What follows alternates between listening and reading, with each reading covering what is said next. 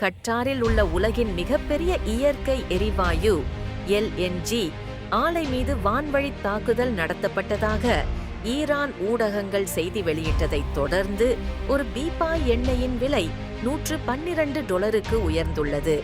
கட்டாரின் ராஸ் Laffan தொழில்துறை நகரத்தில் உள்ள உலகின் மிகப்பெரிய LNG ஆலை மீது ஈரான் தாக்குதல் நடத்தியுள்ளது. இதில் பெரும் சேதம் ஏற்பட்டுள்ளதாக தெரிவிக்கப்பட்டுள்ளதாக கட்டார் வெளியுறவு அமைச்சகம் தெரிவித்துள்ளது.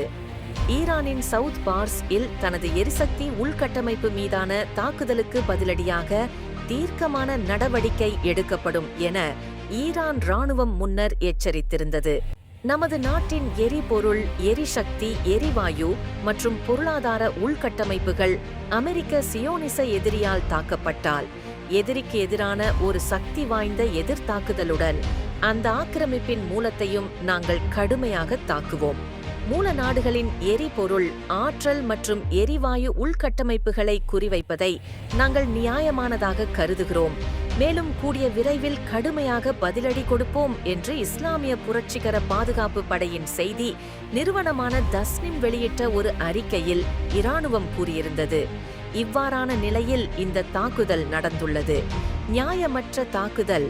ட்ரம்ப் அமெரிக்கா மற்றும் இஸ்ரேல் சேர்ந்து ஈரான் மீது தாக்குதல் நடத்த தொடங்கிய போதும் ஈரானில் உள்ள சவுத் பார்ஸ் கேஸ் ஃபீல்ட் மீது இஸ்ரேல் கோபத்தில் செய்த தாக்குதல் பற்றி அமெரிக்காவுக்கு முன்பே தெரியாது என்று அமெரிக்கா ஜனாதிபதி டொனால்ட் ட்ரம்ப் கூறியுள்ளார்.